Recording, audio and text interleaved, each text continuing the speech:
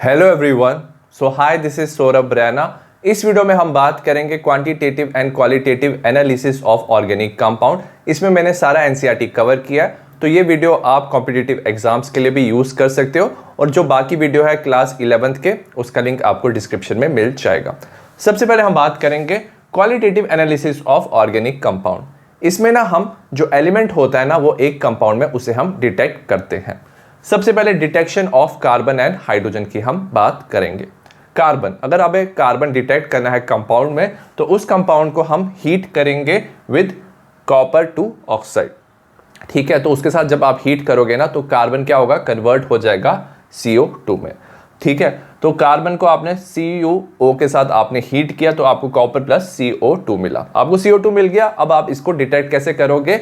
आप टेस्ट करोगे with lime water. Lime water क्या होता है? Aqueous solution of CaOH twice. तो CO2 के साथ रिएक्ट किया तो ये बना देता है CaCO3, जिसके वाइट प्रेसिपिटेट बनते हैं, और जो सोल्यूशन है वो टर्बिडिटी शो करता है। सो एज ए रिजल्ट, अगर आपका वाइट प्रेसिपिटेट बन रहा है, CaCO3 बन रहा है, तो ये कंफर्म करता है प्रेजेंस ऑफ कार्बन।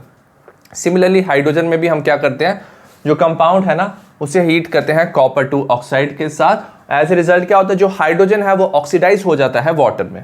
जो हाइड्रोजन है कॉपर ऑक्साइड के साथ जब आप उसे हीट करोगे, वो क्या करेगा, H2O में कन्वर्ट हो जाएगा। नेक्स्ट हम वाटर को टेस्ट करते हैं with anhydrous copper sulphate. Anhydrous copper sulphate ना व्हाइट कलर का होता है, ये CuSO4 होता है। तो अगर वाटर प्रेजेंट है, वो CuSO4 के साथ कंबाइन करके CuSO4.H2O बनाता है, जिसका ब्लू कलर होता है, और जो हमें बताता है presence of hydrogen in the compound. Next हम बात करेंगे डिटेक्शन ऑफ अदर एलिमेंट। इसमें हम बात करेंगे लेसाइन टेस्ट की। लेसाइन टेस्ट में हम डिटेक्ट कर सकते हैं nitrogen, sulphur, halogen and phosphorus. अब जो एलिमेंट प्रेजेंट होते हैं ना ऑर्गेनिक कंपाउंड में, वो ना कोवलेंट फॉर्म में प्रेजेंट होते हैं, तो उसे हम आयनिक फॉर्म में कन्वर्ट करेंगे, क्योंकि जो आयंस हैं वो वाटर सॉल्युबल होती है और उसकी हम इजीली डिटेक्शन कर सकते हैं। तो element present in compound are converted from covalent form into ionic form. तो कोवलेंट फॉर्म से हम आयनिक फॉर्म में कन्वर्ट करते हैं। और कैसे कन्वर्ट करेंगे?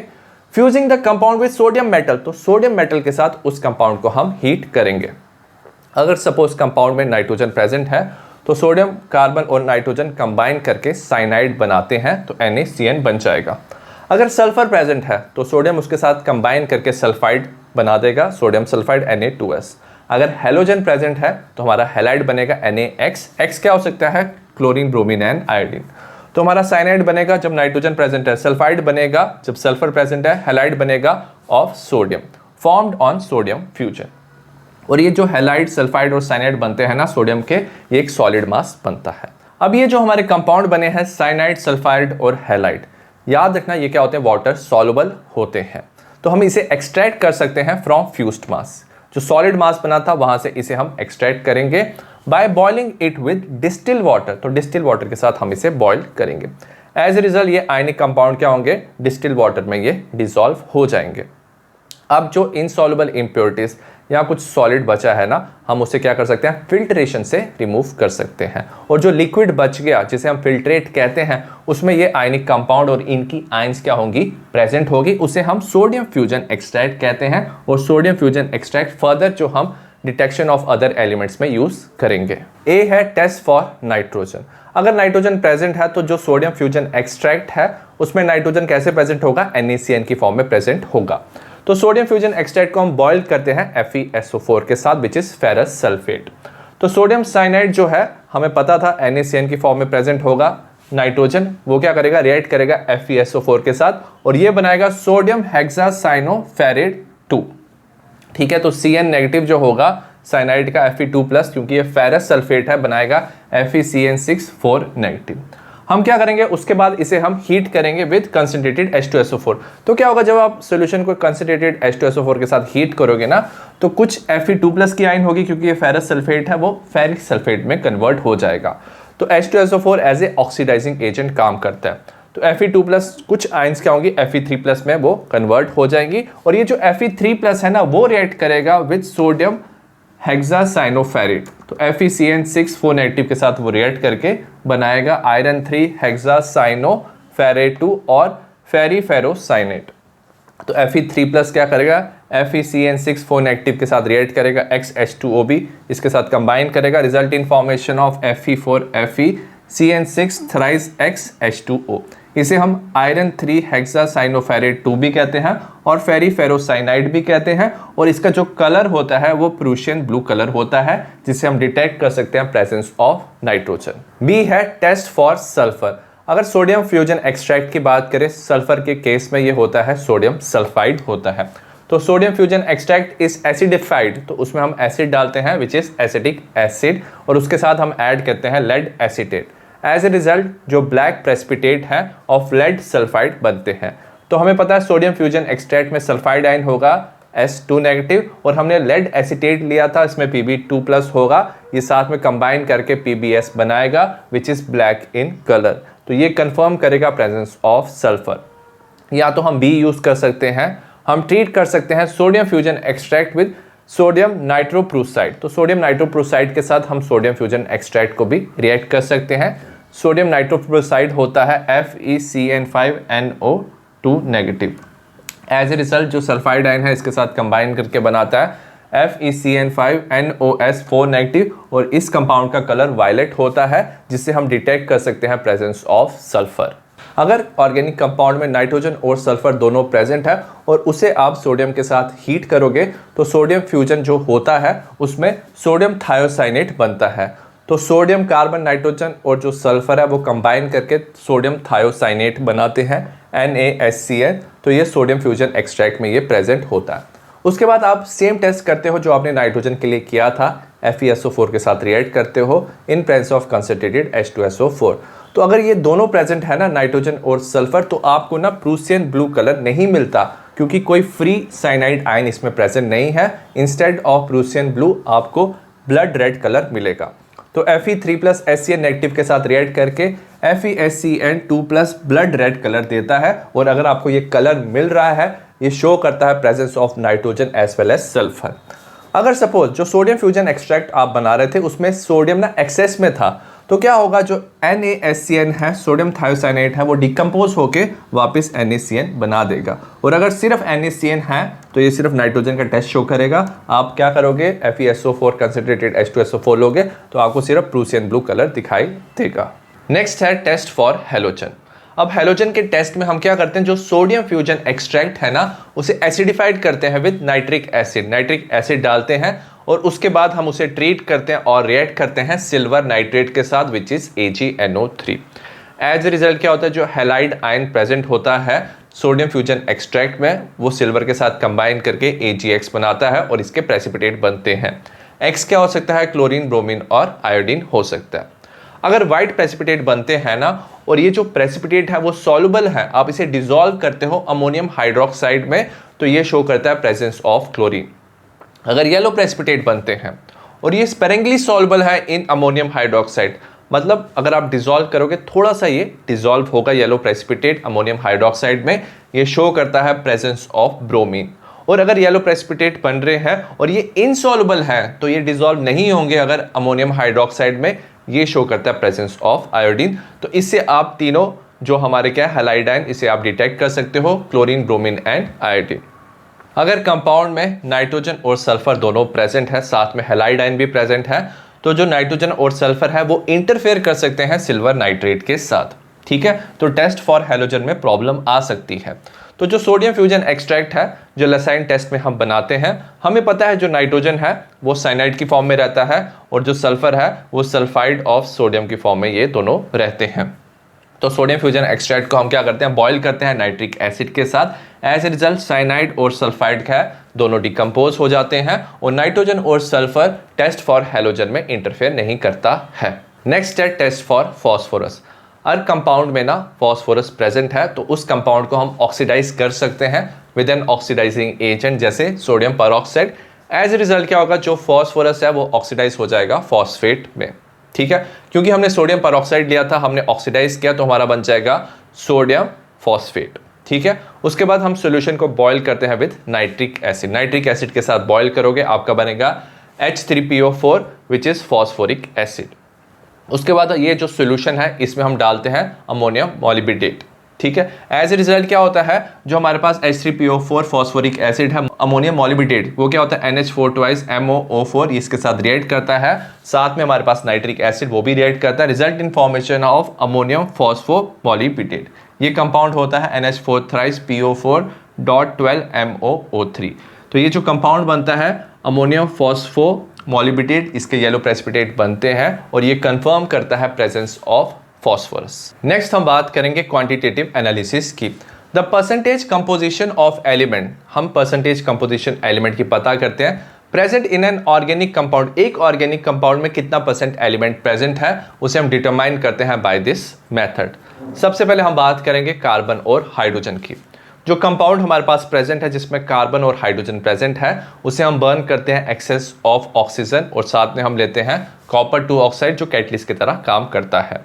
अब जो कार्बन है वो ऑक्सीडाइज हो जाता है CO2 में और जो हाइड्रोजन है वो ऑक्सीडाइज हो जाएगा H2O में। तो सपोज हमारे पास कंपाउंड है CxH4, तो ऑक्सीजन लगेगा X + Y/4 oxygen, result in formation of XCO2 Y/2 H2O। अब जो भी हमारा मिक्सचर बना है ना, इसे हम पास करेंगे U ट्यूब से। एक हमारे पास ट्यूब होगा, U ट्यूब होगा, जिसमें एनहाइड्रस CaCl2 प्रेजेंट है। जो एनहाइड्रस CaCl2 प्रेजेंट है वो क्या करेगा, वाटर को एब्जॉर्ब कर लेगा। इसके साथ अनदर U ट्यूब होगा जिसमें कंसंट्रेटेड KOH प्रेजेंट होगा। जो कंसंट्रेटेड KOH है वो एब्जॉर्ब कर लेगा CO2 को, ठीक है। तो increase in mass of CaCl2, तो पहले हमने CaCl2 का मास लिया होगा, क्योंकि इसने वाटर एब्जॉर्ब किया इसका मास इंक्रीज हो जाएगा। सिमिलरली कंसंट्रेटेड KOH का भी मास क्या हो जाएगा, इंक्रीज हो जाएगा। तो इंक्रीज इन मास से हम पता कर सकते हैं H2O एंड CO2, और जब हमें H2 और CO2 पता चल जाएगा इससे हम परसेंटेज कैलकुलेट कर सकते हैं हाइड्रोजन और कार्बन जो कंपाउंड में प्रेजेंट है। Let the mass of organic compound be m gram. Suppose हमारे पास ऑर्गेनिक कंपाउंड m ग्राम्स है, तो मास ऑफ वाटर और CO2 जो हमने एक्सपेरिमेंट से पता किया, वाटर का M1 और M2, हम परसेंटेज ऑफ कार्बन और हाइड्रोजन निकालेंगे। हमें पता है 1 मोल ऑफ CO2 में 1 मोल ऑफ कार्बन प्रेजेंट होता है, तो 44 ग्राम्स होते हैं 1 मोल ऑफ CO2 में। 1 मोल ऑफ कार्बन होता है 12 ग्राम्स, तो 44 ग्राम्स ऑफ CO2 में 12 ग्राम्स ऑफ कार्बन होता है। 1 ग्राम ऑफ CO2 में 12/44 ग्राम्स ऑफ कार्बन होगा। तो M2 में कितना होगा, क्योंकि हमने M2 यहाँ पे लिखा है, होगा 12/44 इंटू M2। ये हमें मास ऑफ कार्बन मिला। तो mass of carbon divided by total mass of compound into 100 हमें परसेंटेज ऑफ कार्बन मिलेगा। तो मास ऑफ कार्बन क्या था, 12/44 into M2। Mass of compound कितना, मास ऑफ कंपाउंड हमने M लिया इंटू 100 परसेंटेज ऑफ कार्बन मिल जाएगा। सिमिलरली 1 मोल ऑफ H2O में 2 मोल्स ऑफ हाइड्रोजन, यहाँ पे H2 है, 2 मोल ऑफ हाइड्रोजन है। 18 ग्राम्स में 2 ग्राम ऑफ हाइड्रोजन है, 1 ग्राम में 2/18 हो जाएगा, और M1 में कितना हो जाएगा, 2/18 इंटू M1। इतना हमें मास ऑफ हाइड्रोजन मिला। Mass of hydrogen divided by total mass of compound into 100 percentage of hydrogen होगा। परसेंटेज ऑफ हाइड्रोजन होगा 2/18 into M1 divide by M क्या है, mass of the compound into 100, हमें percentage of hydrogen मिल जाए। Next हम calculate करेंगे percentage of nitrogen in organic compound. तो सबसे पहला मेथड है डूमास मेथड। जो नाइट्रोजन कंटेनिंग कंपाउंड है ना, उसे हम सबसे पहले हीट करते हैं कॉपर ऑक्साइड के साथ इन एटमॉस्फेयर ऑफ CO2। तो CO2 का एटमॉस्फेयर होना चाहिए। एज ए रिजल्ट हमें फ्री नाइट्रोजन मिलेगा। सपोज हमारे पास कंपाउंड है CxHyNZ, इसे हम CuO के साथ हीट करेंगे, हमें CO2 H2O nitrogen and copper मिल जाएगा, ठीक है। अब क्या होता है, जब नाइट्रोजन बनता है ना, सो उसके साथ ट्रेसेस ऑफ नाइट्रोजन ऑक्साइड्स भी बन सकते हैं।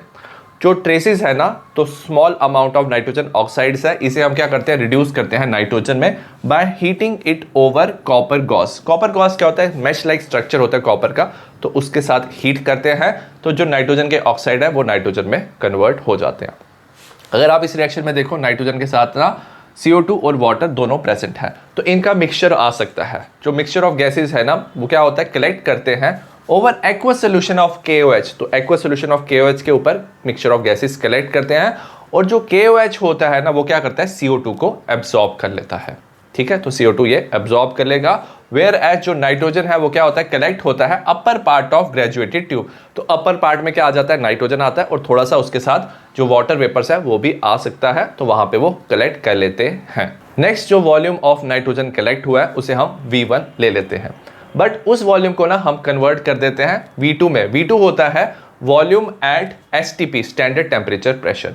हम गैस को एसटीपी में इसलिए कन्वर्ट करते हैं क्योंकि एसटीपी में क्या होता है, जो 1 मोल ऑफ गैस है that is equal to 22.4 litres. तो कैलकुलेशन के लिए हमें वॉल्यूम एसटीपी में चाहिए, ठीक है। तो दैट्स वाई हम इसे कन्वर्ट करते हैं और हम यूज करते हैं कंबाइंड गैस लॉ।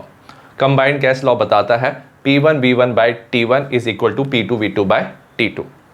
तो वैल्यू सब्स्टिट्यूट करेंगे। सबसे पहले ये क्या होना चाहिए, ये होना चाहिए pressure of dry gas. Dry gas का प्रेशर कैसे पता करेंगे, हमें पता था जो गैस कलेक्ट हुआ था ना ऊपर, वो नाइट्रोजन के साथ वहाँ पे वाटर वेपर्स भी कलेक्ट हो सकते थे। सबसे पहले हम देखेंगे pressure of moist gas. Moist gas means कि नाइट्रोजन के साथ वाटर का भी हम प्रेशर एक साथ ले लेंगे, ये P होगा। माइनस करेंगे एक्वस टेंशन। एक्वस टेंशन होता है प्रेशर ऑफ वाटर वेपर, तो माइनस कर दिया। तो pressure of moist gas minus pressure of water vapour से हमें मिल जाएगा प्रेशर ऑफ नाइट्रोजन जो ड्राई गैस है। V1 जो हमें वॉल्यूम मिला, T1 जो हमने टेम्परेचर लिया था। इसे हम इक्वेट करेंगे P2V2 बाई T2। P2 हमें फाइंड करना है। एसटीपी में P2 क्या होता है, 760 mm ऑफ Hg और 1 एटमॉस्फेयर होता है। T2 होता है 273 केल्विन। हमें बाकी सारी चीज़ें पता होंगी, हम कैलकुलेट करेंगे V2। V2 होता है volume of nitrogen in ml collected at STP. हमें वॉल्यूम मिल गया ना नाइट्रोजन का। अब इससे हम क्या कर सकते हैं, मास ऑफ नाइट्रोजन पता कर सकते हैं, और मास ऑफ नाइट्रोजन को ऑर्गेनिक कंपाउंड के मास से हम डिवाइड करके 100 से मल्टीप्लाई करेंगे। तो suppose organic compound m grams है, वॉल्यूम ऑफ नाइट्रोजन जो हमें मिला है एट एसटीपी वो V2 ml है। तो एसटीपी में हमें पता है 22.4 लीटर ऑफ जो गैस है और नाइट्रोजन है वो 28 ग्राम्स के इक्वल होगा, क्योंकि N2 क्या होगा 28 ग्राम्स 1 मोल। और इसे ml में कर लेंगे क्योंकि हम कैलकुलेशन ml में कर रहे हैं। 22400 ml of nitrogen is 28 grams, 1 ml of nitrogen 28 by 22400। हमें क्या दिया है, V2 ml ऑफ नाइट्रोजन हमने जो यहाँ से कैलकुलेट किया। V2 ml किसके इक्वल हो जाएगा, 28 divide by 22400 into V2। Percentage of nitrogen, तो V2 में हमें मिल गया mass of nitrogen. Percentage of nitrogen कितना होगा, इसको डिवाइड करेंगे bye mass of organic compound, तो इसे हम m से डिवाइड करेंगे, 100 से मल्टीप्लाई करेंगे, तो हमें मिल जाएगा 28 into V2 into 100 divide bye 22400 into m। V2 हम इस कैलकुलेट इधर से ले लेंगे, m का वैल्यू हम क्या लेंगे, हम ऑर्गेनिक कंपाउंड का मास ले लेंगे और हमें percentage of nitrogen in the compound मिल जाएगा। नेक्स्ट क्वेश्चन है, in Dumas method for estimation of nitrogen organic compound दिया 0.3 ग्राम्स और इसने दिया 50 ml of nitrogen collected at temperature दिया 300 केल्विन, प्रेशर दिया 715 mm। हमें कैलकुलेट करना है percentage composition of nitrogen in the compound. Aqueous tension दिया, वाटर का जो प्रेशर है वो दिया है 300 केल्विन पे 15 mm।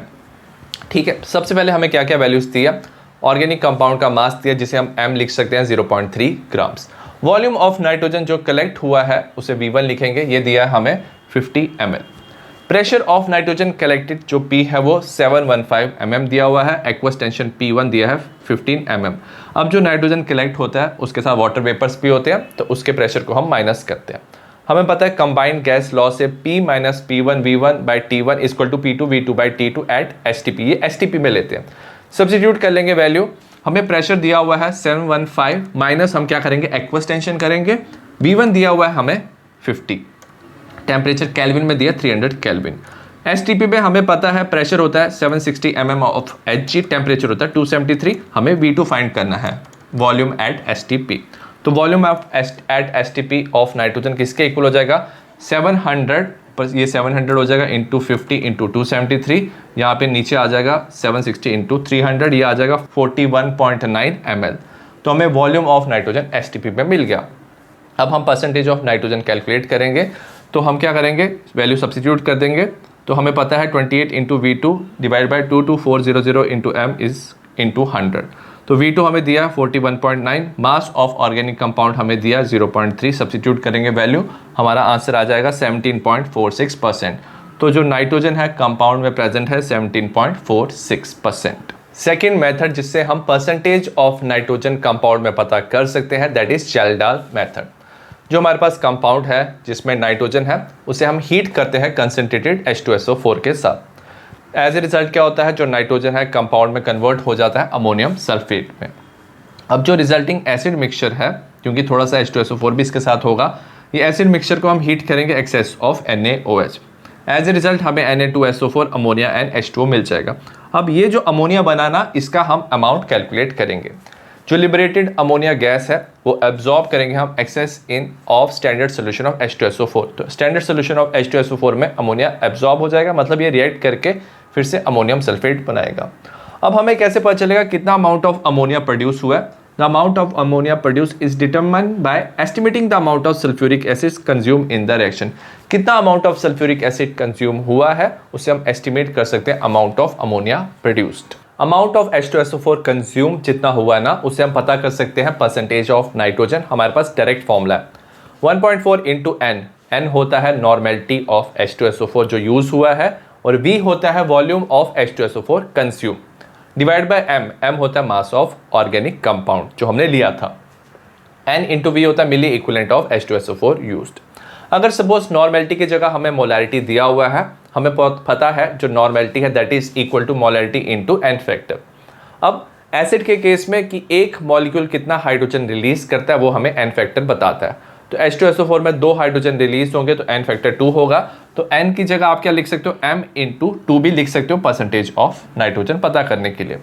अब ये जो मेथड है it is not applicable to compound containing nitrogen. कुछ ऐसे कंपाउंड है जिसमें नाइट्रोजन प्रेजेंट है, बट ये मेथड एप्लीकेबल नहीं है जिसमें अगर नाइट्रो ग्रुप प्रेजेंट है, एजो ग्रुप प्रेजेंट है और नाइट्रोजन अगर रिंग में प्रेजेंट है जैसे पायरिडीन, तो ये मेथड एप्लीकेबल नहीं है। इसलिए एप्लीकेबल नहीं है क्योंकि इन कंपाउंड्स का जो नाइट्रोजन है वो चेंज नहीं होता अमोनियम सल्फेट में, और ये जो रिएक्शंस हैं और H2SO4 वाली जो रिएक्शन है वो होती नहीं है। नेक्स्ट क्वेश्चन है, during estimation of nitrogen present in organic compound by Kjeldahl method the ammonia evolve from 0.5 grams of compound in Kjeldahl estimation of nitrogen neutralise करता है 10 ml ऑफ 1 मोलर H2SO4। हमें percentage of nitrogen compound में बताना है। सबसे पहले मास of organic compound जो M है दिया है 0.5 grams. Volume of H2SO4 used, जो यूज हुआ है H2SO4 उसका वॉल्यूम दिया है 10 ml, और जो H2SO4 है वो 1 मोलर सोल्यूशन दिया हुआ है। हमें परसेंटेज ऑफ नाइट्रोजन बताना है। तो याद रखना इसका फॉर्मूला होता है 1.4 N into V divide by M। अब N क्या होता है, नॉर्मेलिटी होता है, और नॉर्मेलिटी किसके इक्वल होता है, मोलैरिटी इंटू N फैक्टर। क्योंकि H2SO4 में 2 हाइड्रोजन रिलीज होते हैं तो N फैक्टर 2 होगा। तो हम यहाँ पे डालेंगे 1.42 MVM। ठीक है, अब ये M कितना दिया है, मोलैरिटी हमें दिया हुआ है 1 दिया हुआ है। ठीक है, वॉल्यूम कितना दिया है 10 ml, और हमें मास ऑफ ऑर्गेनिक कंपाउंड 0.5 दिया है। इसे आप कैलकुलेट करोगे तो परसेंटेज ऑफ नाइट्रोजन आपको मिल जाएगा। इसका आंसर होगा 56%। नेक्स्ट हम परसेंटेज ऑफ हैलोजन पता करेंगे ऑर्गेनिक कंपाउंड में, और हम यूज करेंगे कैरियस मेथड। इसमें जो ऑर्गेनिक कंपाउंड है उसे हम हीट करते हैं with fuming nitric acid in presence of silver nitrate. तो सिल्वर नाइट्रेट प्रेजेंट होना चाहिए है कंटेन्ड इन। अब ये जो रिएक्शन होता है ये हार्ड ग्लास ट्यूब में होता है जिसे हम कैरियस ट्यूब कहते हैं। So that's why it is Carius method. अब जो कार्बन और हाइड्रोजन ऑर्गेनिक कंपाउंड में होता है वो कन्वर्ट हो जाता है CO2 एंड H2O में। अब जो हैलोजन है ना वो क्या होता है, वो कन्वर्ट हो जाते हैं सिल्वर हैलाइड में। अगर सपोज क्लोरीन है तो AgCl बनता है, ब्रोमीन है AgBr बनता है, और अगर आयोडीन है AgI बनता है। तो ये जो सिल्वर हैलाइड बनता है इससे हम हैलोजन की परसेंटेज पता कर सकते हैं।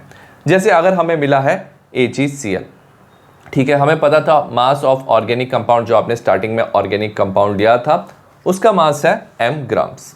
अगर हम बात करें 1 मोल ऑफ AgCl में 1 मोल ऑफ क्लोरीन प्रेजेंट होगा। ठीक है, अब AgCl का टोटल वेट कितना होता है 143.5 ग्राम्स। तो मोलर मास 143.5 ग्राम्स होता है, और 1 मोल ऑफ क्लोरीन का वेट होता है 35.5 ग्राम्स। अगर ये 1 ग्राम है तो ये हो जाएगा 35.5 डिवाइडेड बाय 143.5 ग्राम्स। ठीक है, सपोज हमने AgCl इस रिएक्शन के बाद हमें मिला है M1, तो M1 ग्राम्स ऑफ AgCl में कितना क्लोरीन होगा 35.5 इंटू M1 डिवाइडेड बाय 143.5। तो हमें क्या मिल जाएगा, यहाँ पे मास ऑफ क्लोरीन मिल जाएगा यूजिंग मास ऑफ AgCl। ठीक है, अब मास मिल गया, डिवाइड कर देंगे हम overall total mass of organic compound, तो डिवाइड कर देंगे हम M से। तो परसेंटेज ऑफ क्लोरीन हो जाएगा 35.5 into M1 into 100 divide bye 143.5 into M। Similarly अगर आपके पास AgBr है और AgI है, सपोज AgBr है तो हम क्या ले सकते हैं, हम मोलर मास ऑफ Br लेंगे ऊपर, नीचे ले लेंगे मोलर मास ऑफ AgBr। ठीक है, सिमिलरली अगर आपके पास AgI है तो आप क्या लोगे, ऊपर लोगे molar mass of I divide कर दोगे मोलर मास ऑफ AgI, तो आप इससे परसेंटेज ऑफ ब्रोमीन और आयोडीन भी पता कर सकते हो। सिमिलरली परसेंटेज ऑफ ब्रोमीन पता कर सकते हैं, तो ये क्या हो जाएगा, molar mass of bromine which is 80 divide by molar mass of AgBr।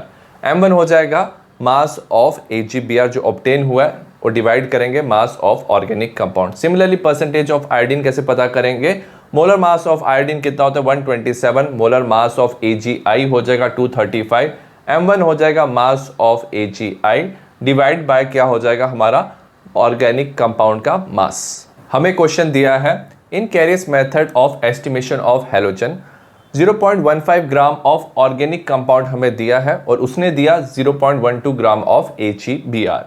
हमें परसेंटेज ऑफ ब्रोमीन बताना है कंपाउंड पे।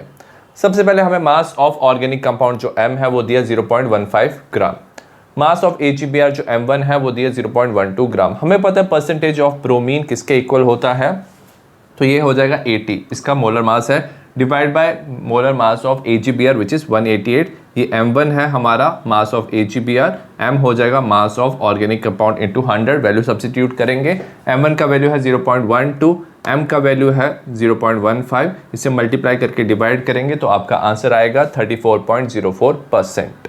नेक्स्ट हम परसेंटेज ऑफ सल्फर पता करेंगे ऑर्गेनिक कंपाउंड में। जो ऑर्गेनिक कंपाउंड है उसे हीट करेंगे इन कैरियस ट्यूब, कैरियस ट्यूब में उसे हीट करेंगे विद सोडियम पेरोक्साइड और with fuming nitric acid.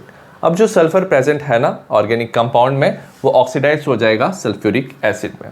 It is precipitated, अब ये जो सल्फर था वो प्रेसिपिटेट हो जाएगा as barium sulphate which is BaSO4 by adding excess of BaCl2। जब आप एक्सेस ऑफ BaCl2 ऐड करोगे सल्फ्यूरिक एसिड में तो वो क्या प्रेसिपिटेट हो जाएगा सल्फर एस बेरियम सल्फेट, और बेरियम सल्फेट से ही हम पता करेंगे percentage of sulphur present in compound.